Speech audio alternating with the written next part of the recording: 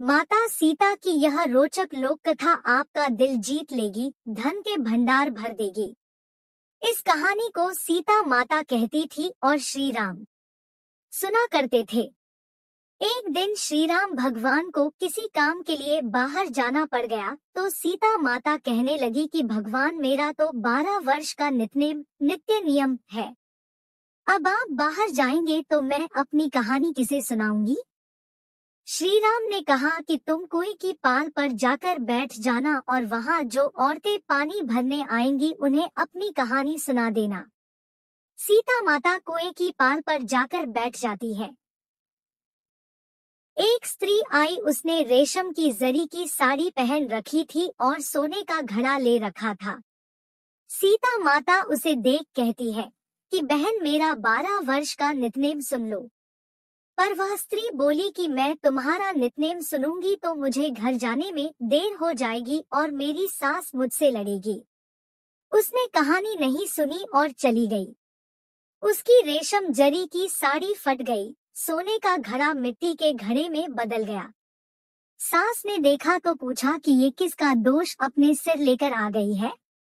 बहू ने कहा कि कुएं पर एक औरत बैठी थी, उसने कहानी सुनने के लिए कहा लेकिन मैंने सुनी नहीं जिसका यह फल मिला। बहू की बात सुनकर अगले दिन वही साड़ी और घड़ा लेकर सास कुएं की पाल पर गई। सास को वही माता सीता बैठी मिली तो माता सीता ने कहा कि बहन मेरी कहानी सुन लीजिए। सास बोली कि एक बार छोड़, मैं तो 4 बार कहानी सुन लूंगी। राम आए लक्ष्मण आए देश के पुजारी आए, नितनेम का नेम लाए आओ राम बैठो राम। तपी रसोई जियो राम, माखन मिश्री खाओ राम।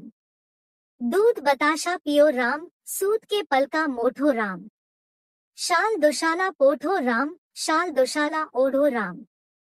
जब बोलू जब राम ही राम, राम संवारे सबके काम। खाली घर भंडार भरेंगे, सबका बेड़ा पार करेंगे। श्री राम जय जय राम। सास बोली कि बहन कहानी तो बहुत अच्छी लगी। कहानी सुनकर सास घर चली गई और उसकी साड़ी फिर से रेशम जरी की बन गई। मिट्टी का घड़ा फिर सोने के घड़े में बदल गया। बहू कहने लगी सासू माँ, आपने ये सब कैसे किया?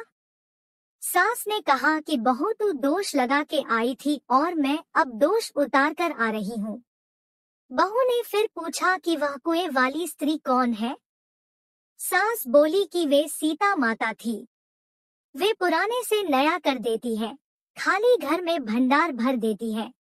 वह लक्ष्मी जी का वास घर में कर देती है। आदमी की जो भी इच्छा हो उसे पूरा कर देती है। बहू बोली कि सी कहानी मुझे भी सुना दो।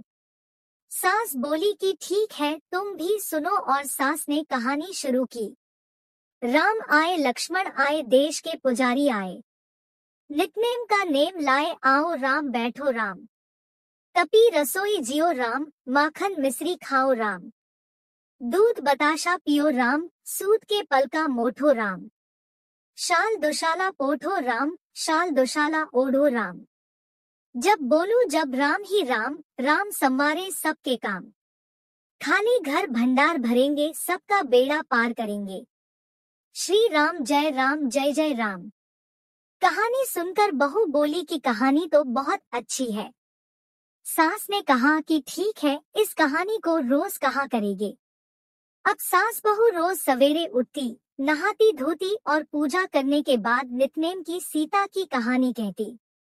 एक दिन उनके यहाँ एक पड़ोस की औरत आई और बोली कि बहन जरा सी आँच देना, तो वह बोली कि आँच तो अभी हमने जलाई ही नहीं। पड़ोसन ने कहा कि तुम सुबह 4 बजे से उठकर क्या कर रही हो फिर? उन्होंने कहा कि सुबह उठकर हम पूजा करते हैं, फिर सीता माता की नितनेम की कहानी कहते हैं। पड़ोसन ने उनकी बात सुनकर फिर कहा कि सीता माता की कहानी कहने से तुम्हें क्या मिला? वे बोली कि इनकी कहानी कहने से घर में भंडार भर जाते हैं, सारे काम सिद्ध होते हैं, मन की इच्छा भी पूरी होती है। पड़ोसन कहती है कि बहन सी कहानी तो मुझे भी सुना दो फिर। वह बोली कि ठीक है तुम भी यह कहानी सुन लो। राम आए लक्ष्मण आए देश के पुजारी आए।